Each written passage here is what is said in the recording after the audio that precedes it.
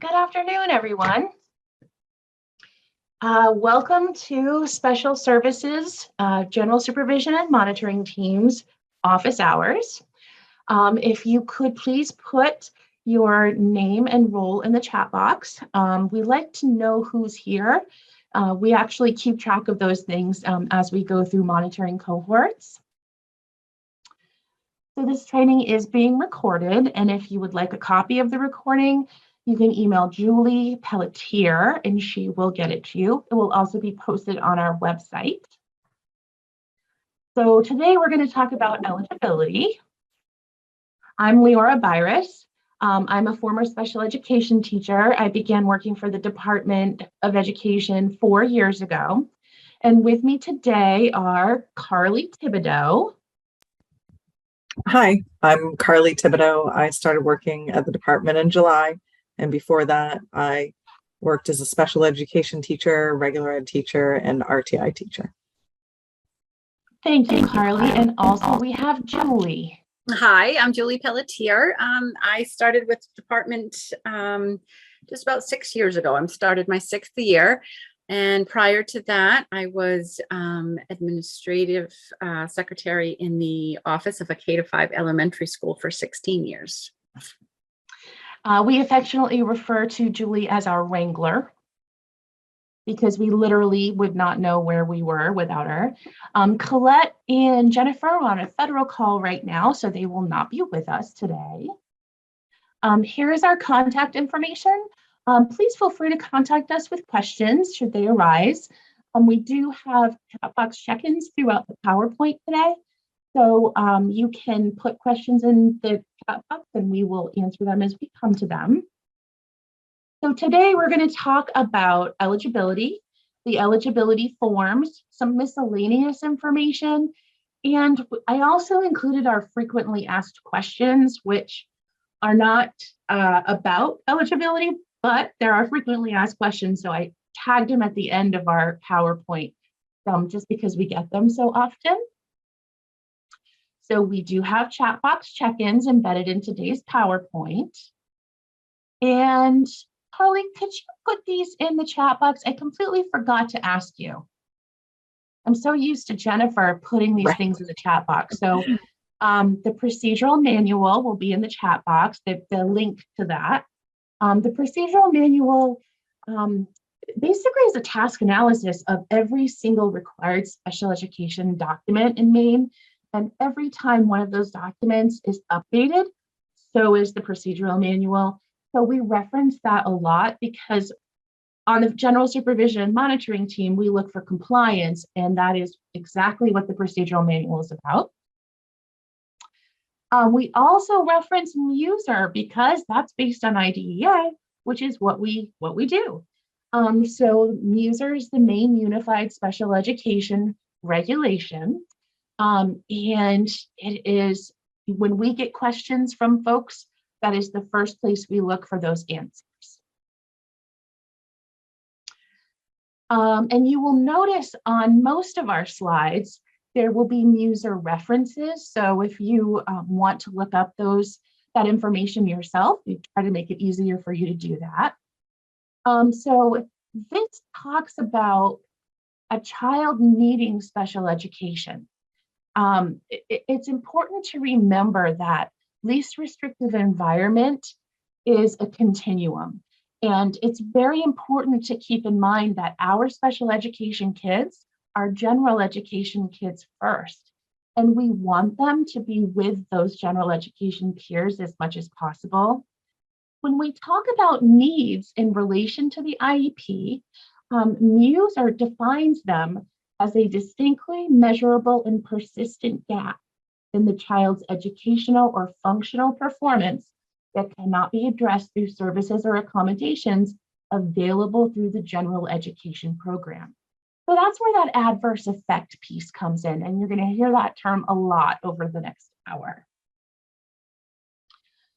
So you'll also notice that I'm not going to read these slides verbatim because there's a lot of information on some of them, and we do have a limited amount of time. The purpose of an IEP, and this is from the Disability Individuals with Disabilities Education Act, IDEA, is basically to level the playing field for kids who have disabilities, to make sure that those kids have access to the same opportunities for education, employment, and independent living as their general education peers do who don't have disabilities. And we always want to keep in the back of our mind that we want to promote movement back into the general education as much as possible for our kids. So this is how FAPE is defined in the IDEA. FAPE is free, appropriate public education. And as the monitoring team, we look at the basis of FAPE for everything. All of the findings that we look for as part of our process, we're really looking for things that could impede a child's access to FAPE. And you'll notice that, again, there is a reference to least restrictive environment on this slide as well. So Carly made some fantastic graphics. There's a couple in the first part of today, and there's a couple in the last part of today. So I'm going to ask her to come on and talk for the next couple of slides. Sure. Okay, so I created this because so the initial referral process can get a little bogged down because there are a lot of different dates and due dates and things you have to do in a certain order. So I created this just to help kind of streamline the process and put it in order for you. So basically a referral gets submitted, and then the SAU has to define when their receipt of referral is, because that's when the process starts. And it says in Muser that it must be acted upon in a timely manner. So as a district, you decide when that receipt of referral is. And then from there, after you receive that referral, you have 15 school days to either hold a meeting and go over information about that referral and ask for additional evaluations, or to send out the consent to evaluate. And then once that consent is received and signed by the parent, when you're in a public school, the public schools have 45 school days to complete those evaluations. And then CDS falls into a different category, and they have 60 calendar days to complete evaluations for that student. And then after evaluations are completed, and it's really within that same time frame of that 45 school days, there should be a meeting to determine whether the child is eligible as a child with a disability. And then if there is a disability determined, an IEP should be developed. And Sorry. Yep, you're fine. And then once the IEP is developed, before those services can begin, for that very first eligibility, there needs to be that initial consent signed by the parents. And this was a little caveat, the initial IEP. So I put a note in there that usually you do this at the eligibility meeting because you don't want to have so many IEP meetings, but you actually, after they're determined, a child is determined to have a disability, then the IEP must be conducted and put together within 30 calendar days of determining that disability. And then a copy of the IEP needs to go to the parents within 21 school days of that meeting. And then let's see, right. And then after you get the consent from the parents, then implementing that IEP should be done as soon as possible and no later than those 30 calendar days after being identified. Awesome. Thank you, Carly. So this was actually, I broke it up into 3 slides because obviously it's a larger kind of graphic, but we do, Carly does have this. So if you would like a copy of that, we can get that to you, because it is certainly a handy visual, and you can tell we're all former teachers because we love visuals. Is there anything in the chat box to look at right now, Carly? No, I don't see anything. Okay, thank you. So everyone knows that this is the first part of the IEP, section 1. So this is that demographic information of the child. And then section 2 are the disability categories. And again, these are based on IDEA. One note is that if a child is identified as multiple disability, then you would check off multiple disability and check whatever disabilities the team decided make up that multiple disability. So this is straight out of Muser. A child with a disability has reached the age of 3 years, has not graduated from a secondary school program with a high school diploma, or reached 20 years of age. And a note, Muser is still 20 years of age. That's the law. However, an administrative letter went out in January of 2021 extending eligibility to FAPE to age 22. That is not in statute yet. However, most districts are choosing to follow the administrative letter. Another piece of the disability process or identification process is an observation of the child and ensuring that all the evaluations are happening according to these rules. And some of them are pretty specific. So here's a link to that administrative letter, which was issued on January 21st, 2021, that talks about extending the age of eligibility to the 22nd birthday. And here's where we have the definition of adverse effect. Excuse me, I have a little head cold. Everything with eligibility goes back to that adverse effect. Is this disability adversely affecting the child's ability to be educated? It is possible that a child could have a hearing impairment, for example, that is not to such a degree that they need to have specifically specially designed instruction to access their education. That certainly happens.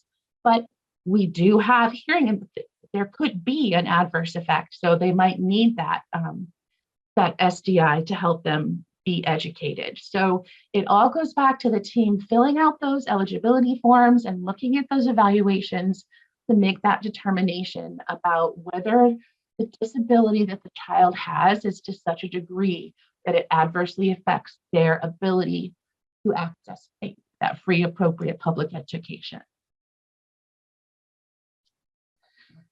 So I'm not going to go over every definition of the disability categories, but I want to point out that under the procedures for determination, many of these categories start with data from general education interventions. And that's because of that LRE discussion. We don't want to take a kid, just pluck them out of general ed and put them in special ed away from their general education peers. We need to try interventions first. That's why eligibility is a process.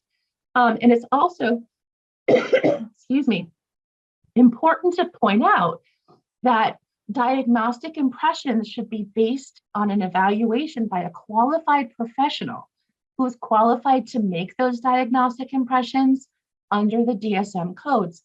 And that's on several of them as well. And very often, it's the school psychologist who's at the table who's done those evaluations and is interpreting those results. And we really encourage you to rely on your school psychologist for those discussions because they have the specialized training to be able to look at all of the rule outs, all of that information.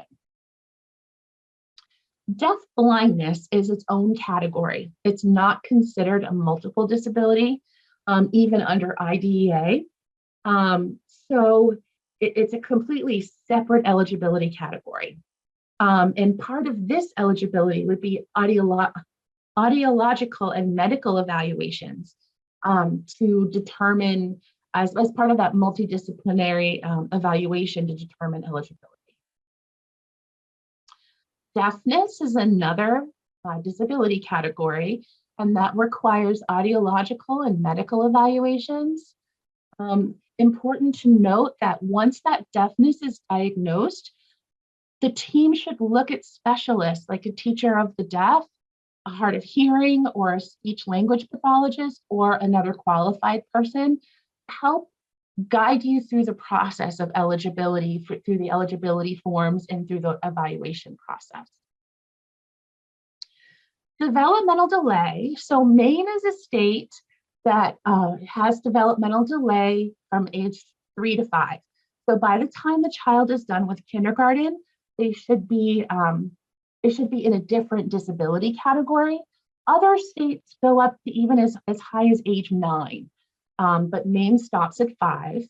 And there's 5 different areas that are looked at as part of a developmental delay, and that's the physical development, cognitive development, communication development, social or emotional development, or adaptive development. So the person who's doing this evaluation should be trained in the administrative practices of young children, because obviously that could be a little bit different. And it really, again, goes back to having all that evaluative information, including an observation of the child in the learning environment or an environment appropriate to a child that age, to document that adverse effect piece. And that observation should be done by someone who is certified in special education and is not the child's current provider. So that IEP team comes together to determine if that delay or delays adversely affects the child's educational performance.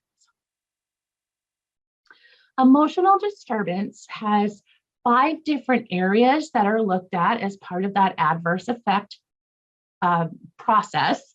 An inability to learn that cannot be explained by intellectual, sensory, or health factors, an inability to build or maintain satisfactory interpersonal relationships with peers and teachers, inappropriate types of behaviors or feelings under normal circumstances, a general pervasive mood of unhappiness or depression, and a tendency to develop physical symptoms or fears associated with personal or school problems.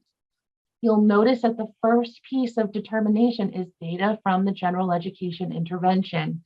Going back to that LRE piece, right? We want to make sure that we are doing everything we can to assist that child in staying in general education if at all possible.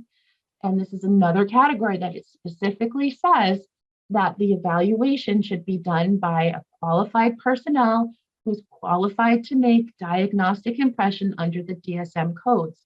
So in this situation, it probably is a school psychologist again, who's going to be leading the team and interpreting those evaluations and assisting the team in looking at the adverse effect form. Hearing impairment would include an audiological and medical evaluation, and the team looks at that information and determines whether that hearing impairment is to such a degree that it's having an adverse effect on the child's educational performance. Intellectual disability. So again, this is a very specifically says that the person who's doing this evaluation needs to be a professional who's qualified to make a diagnostic impression under the current DSM codes. And that person takes that evaluative information, brings it to the IEP team table, and the IEP team looks at it and determines whether the impairment is to such a degree that it adversely affects the child's educational performance. Multiple disabilities. We're going to hang out on multiple for a couple of slides because this is a big one for me. The takeaway with multiple disabilities is the word concomitant. Is it possible for the team to tease out whether one or more of the disabilities that they're seeing is the one who's having more of an adverse effect on the child's being able to access their education? For example, sometimes when we look at IEPs, we see that the child is multiple, and then we see autism and speech and language as the multiples. It's not our job to question IEP teams' decision making, and we don't want to do that.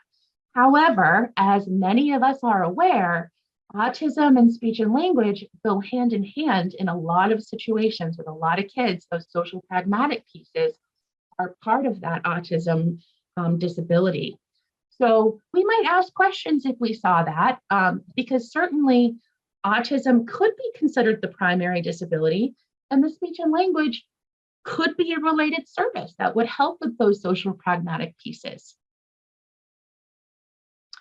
So that word concomitant, really important for the team to look at whether they can see a primary disability or not. I actually need to update this slide, and I had it on my list and I completely forgot. So our national average for multiples is a little under 2% now. Our state percentage, we've been able to get to about 8%, which is still significantly higher than the national percentage. And you can see here in 2018, OSEP, the Office of Special Education Programs, tasked us with trying to figure out why Maine had so many multiples. Why are we so high over the average? So that's why we hang out on this for a couple of slides. We talk about the word concomitant, and we really encourage teams to look to see if one of the disabilities that the child has is sort of driving the bus for that child. Orthopedic impairment should include a diagnosis from a licensed physician as to the existence of that impairment, which could be from a congenital anomaly, a disease, or another condition. And then the IEP team makes that decision about the adverse effect. OHI could be for a plethora of reasons. And you can see here that it's everything from asthma, a heart condition, hemophilia, Tourette's syndrome. Of course, the ones that we see most often are attention deficit disorder, attention deficit hyperactivity disorder, but also be diabetes, leukemia. There are lots of different reasons that the team might look at OHI as a disability category. But the first part is that data from the general education interventions. And the team should look at any written diagnoses or educational, psychological, or medical evaluations as part of that process. An observation is an important part of that process as well. And it should include a comparison of the referred child's behaviors to their same-aged peers' behaviors in the same environment. If you're questioning OHI because of ADD, ADHD, there's some extra steps that you need to follow. You need to do a psychosocial history, clinical interviews, structured observations of the child's behavior in the educational setting, behavior rating scales. Often that's a BASC. When we get an IEP to look for a compliance and we say, oh, we see OHI, and we look and we see, yep, this is for ADD, ADHD. The first thing we do is go to 4A and we look for those behavior rating scales, because those really talk to that adverse effect of that attention, hyperactivity, impulsivity. And the team can look at any other measures that might rule out other disorders that could manifest with similar symptoms. So that's a lot of information that the team is going to gather together. Again, very often the school psychologist is the expert at the table here to help lead you through that process. Speech or language impairment. Speech pathologists are some of the smartest people I have ever met in my life, and I have been blessed to work with some really good ones. There's a lot of information involved in looking at speech or language impairment. None of us on the team are speech pathologists, so we really encourage you to rely on your speech and language pathologist as part of this process. But again, the first piece of the procedure for determination is data from the general education interventions. So making sure that the LRE is being followed for these guys. Specific learning disability. So this again is where your school psychologists are going to come in really handy, because they have the specialized training to be able to look at SLD. And MASP, which is the Maine Association of School Psychologists, I think that's what it stands for. I'm so sorry if it's not. They have a printable resource for filling out the SLD eligibility form. And we encourage you to look at that resource if you have questions about filling out that form, because it's a really good resource. So you can see that as part of that procedure for determination, it is a pattern of strengths and weaknesses in achievement, weaknesses, performance, or both relative to their age. Pardon me. And we're looking at basic reading skills, listening comprehension, oral expression, reading comprehension, mathematics calculation. So there's all sorts of different areas that are being looked at for a potential SLD. And one of the tricky parts, which is why we encourage you to rely on your school psychologist because they have the training, is really doing those rule outs to determine that the findings that you're seeing are not because of a visual, hearing, or motor disability, because of an intellectual disability or emotional disturbance, cultural factors, environmental or economic disadvantage, or limited English proficiency. And just a note on limited English proficiency, Maine just came out with a guidebook about how to really look at determining multilingual learners' eligibility for special education. April Perkins is the person who leads that department in the Department of Education, and that's a really good resource to look at if you work with multilingual learners. Traumatic brain injury could be from a number of different reasons, and it could affect tons of different areas: cognition, language, memory, perceptual and motor abilities, problem solving, abstract thinking, just to name a few. And it could be because of a brain injury, because of a birth trauma or another injury, or it could be congenital. There's lots of different reasons. So again, this disability category should be looked at by qualified people who can make the diagnosis, and then the IEP team gets together and looks at the adverse effect on the educational performance of that child. Visual impairment, including blindness. So if you're questioning this, you would want to have an optometrist or an ophthalmologist on the team and look at their diagnostic report, which indicates that the child has a visual impairment. All right, I went through those in not a ton of detail and very quickly because of time, but please feel free if you have questions to put them in the chat box or reach out to us. Is there anything in the chat box, Carly? No, nothing has come up in the chat box. Okay. So you document the disability based on the initial or reevaluation eligibility decision. So what does that mean? It means you're going to be filling out at least one of these forms when you initially identify the child for special education and to re-identify the child when they have their reevaluation every 3 years. So you would either look at a speech or language impairment eligibility form, a specific learning disability eligibility form, or the form for determination of adverse effect on educational performance. The speech and language and the SLD eligibility forms, they have the adverse effect written into the forms. So they're all adverse effect forms, but they're just for those different pieces. So if you're wondering when you would use an adverse effect form, as opposed to the SLD or the speech and language form, it would be for autism, deafness, developmental delay, emotional disturbance, hearing impairment, intellectual disability, orthopedic impairment, health impairment, traumatic brain injury, and visual impairment, including blindness. You'll notice the speech or language is crossed out. That is an error in user, and it is being looked at now because user is in rewrites. You would not use the specific determination of adverse effect form if you were looking at deaf blindness, because that's its own disability category according to IDEA. You wouldn't use it for multiple disabilities because you would use whichever form fit those disabilities. And you wouldn't use it for specific learning disability or for the speech or language impairment because they have their own eligibility forms to use. So from the procedural manual, this is where you can find guidance on all of those forms. So we're going to take a peek at the forms quickly. So this is the adverse effect on educational performance. Important to note that NA on this particular form stands for not available, not applicable. So just a difference that we see is it's not available.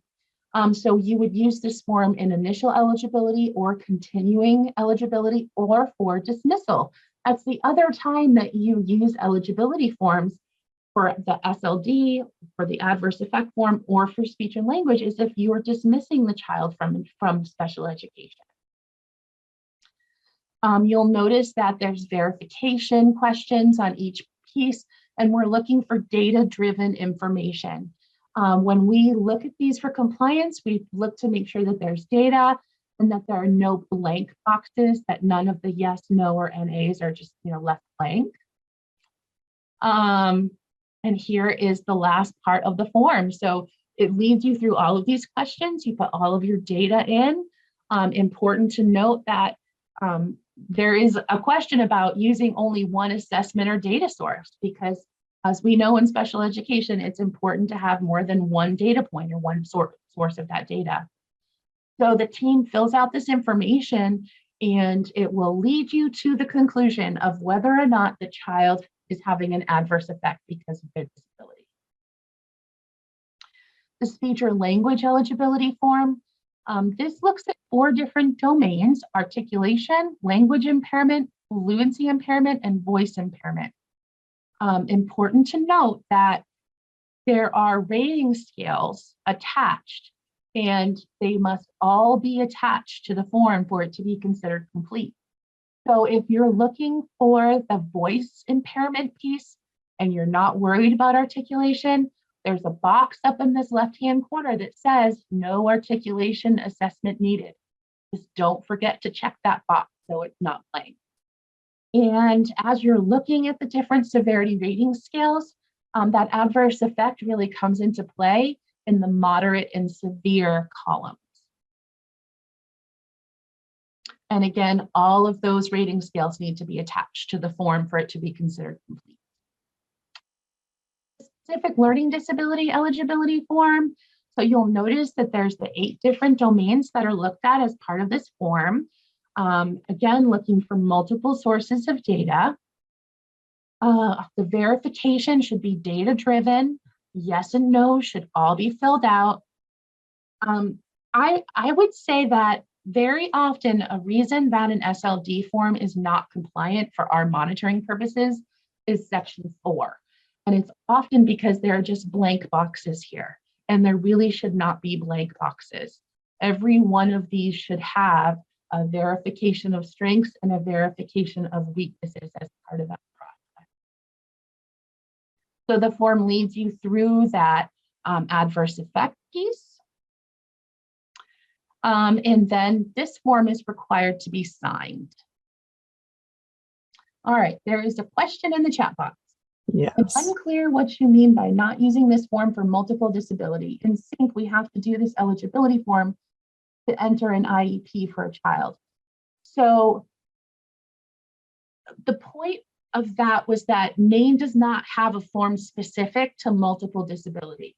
If you're looking at, for instance, orthopedic impairment and speech and language for multiple, then you would use the adverse effect form to look for that orthopedic impairment, and you would look at the speech and language form to look at that speech and language disability. So we don't have a specific form for the multiple. Whatever disability would fall under that category that you're questioning is the form that you use. Hope that made sense. If not, please let me know and I will try to explain it in a different way. So it is the adverse effect form, I guess was my thought. Because our Okay. options are you either fill out the adverse effect form or you fill out the speech language eligibility form. But in order for us to enter an IEP for a child, you have to do one or the other because it prompts you to do that form first before you can even generate to write an IEP. So Right. I do use it for children that have multiple disabilities. Yes, you would use it for those, for whatever disability fell under that multiple. Yep. Okay, thank you. Yep. Okay, so just to remember, we didn't talk about summary of performance today because it's not an eligibility form, but if you're a high school teacher, then you're familiar with them. We look to make sure that there are no blank boxes or areas and that section 1 and section 2 include data. Excuse me. For the eligibility forms, the specific learning disability eligibility form, speech and language eligibility form, and for adverse effect, we look to make sure that there are no blank boxes or areas, that the verification includes data. The specific learning disability needs to have those strengths and weaknesses filled out. The team members should sign the document.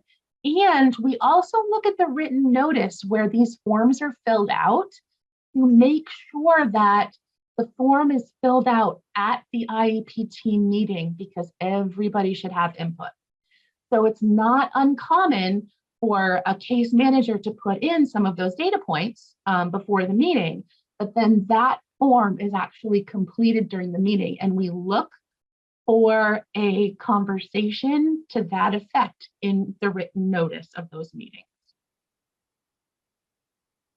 Okay, anything in the chat box, Carly? Nothing besides that one question you already went over. All right, well, you're up next. Okay. Okay, so this is another timeline tool that I created.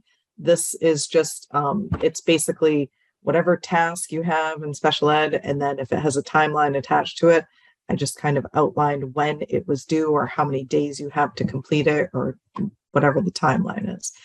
So as you can see here, I put the task on the left. So for example, the advanced written notice is just a reminder that your timeline for that is to be sent to the parents at least 7 days prior to the scheduled IEP meeting. And so, and then I also included the waiver of 7-day notice for an IEP meeting, the annual IEP review, date of reevaluation, written notice, 7-day waiver. So these are all the things. The 7-day waiver, that must be, oh, it's not signed. This slide didn't get changed. I apologize about that. Oh, I'm sorry. No, that's okay. So that is a change. So I will make sure to attach the new wording that is there. It is just that it needs to be documented in section 1 of the written notice that the parent waives their right to written notice 7 days prior. And can I just piggyback on that, Carly, that it's the parent's decision.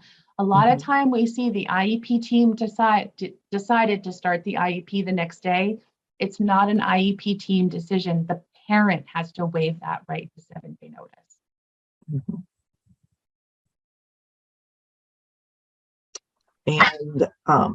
And you can go to the next one, Leora. Oh, yep. And so, and then it just continues.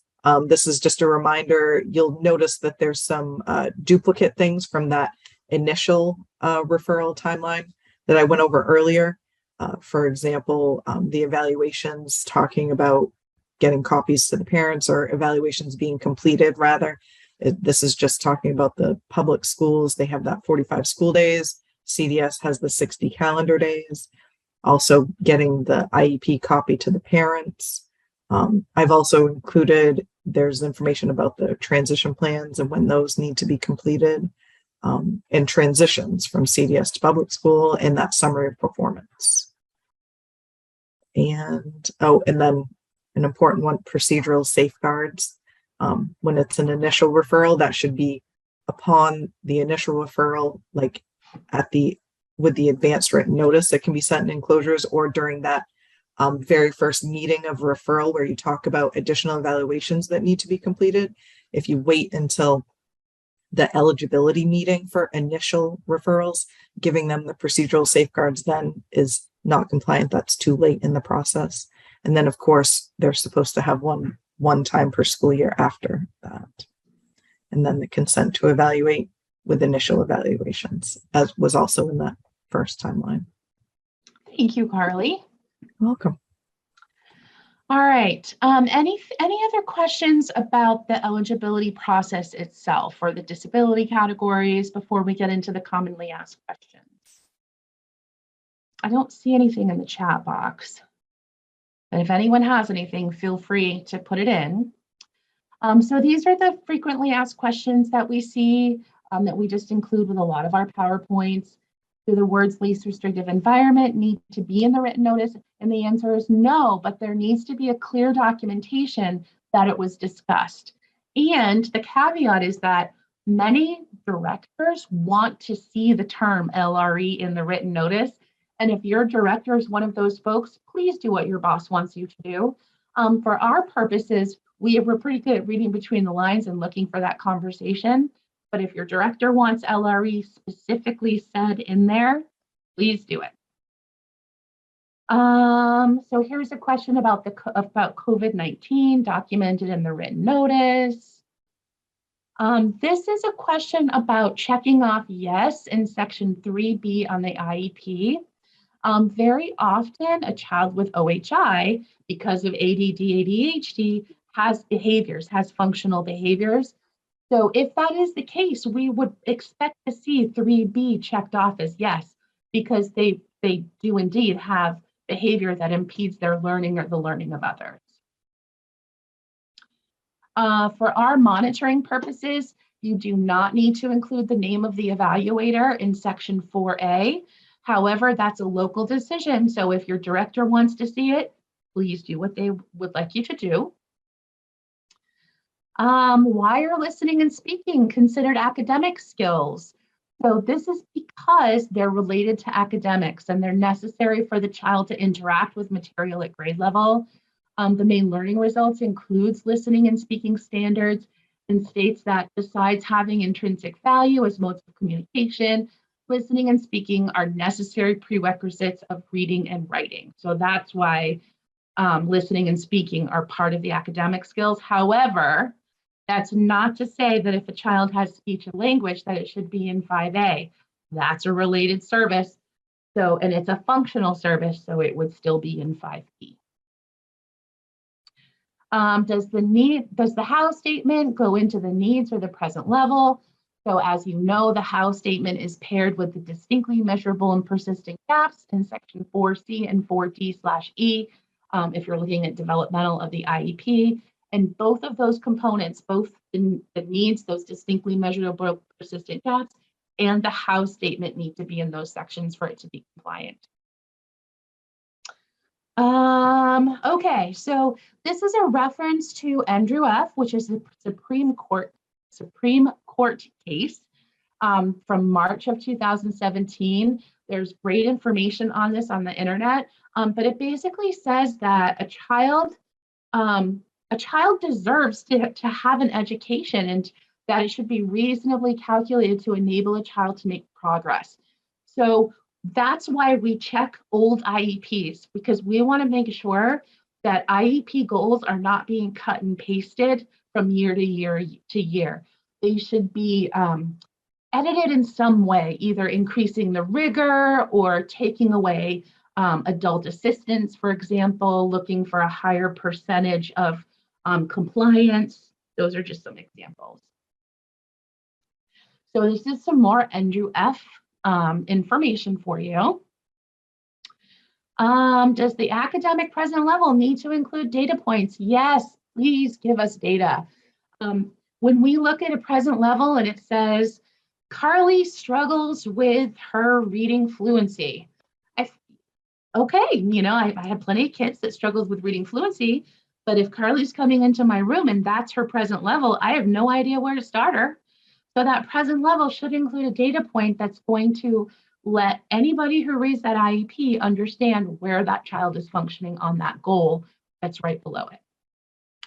Can a rubric be referenced as measurement? Absolutely, but attach it. If the rubric is used as a measurement for a goal, it becomes a piece of the IEP and it must be attached to the IEP to be compliant. Can I include multiple skills in one goal? The answer is please no, because you can't accurately progress monitor if you have multiple skills in a goal. Because how are you going to say that they made progress on this part of the goal, but they didn't make progress on this part of the goal? That would be confusing for everybody. Can accommodations be included in the goal? Absolutely. If you want to include your accommodations in the goal, please feel free to do that. However, they also need to be in section 6 of the IEP as well. And there still needs to be a service listed in that goal as well. So that makes, if you put your accommodations in there, which again is fine, it's going to make a very unwieldy goal. But if that's how you want to do it, or your director would like you to do it, please feel free. Can you use specific curriculum measurement towards a goal? And the answer is please no.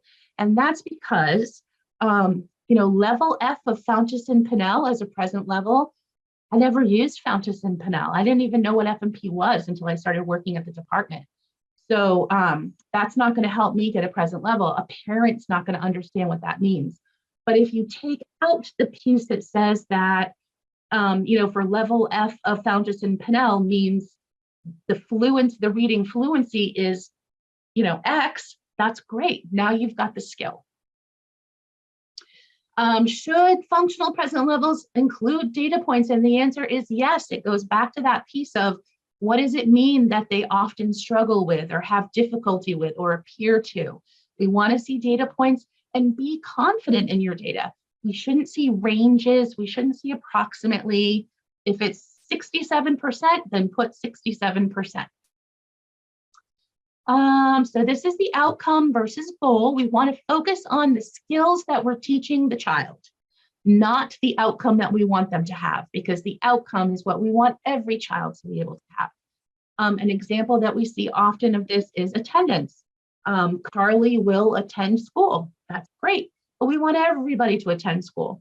So why is Carly having a hard time? Is it because she has anxiety and she needs to learn some self-regulation skills? Whatever it might be, focus on the skill that you're teaching the child, not the outcome. How do you document an accommodation? If you're not sure how often it'll be needed, feel free to use as needed.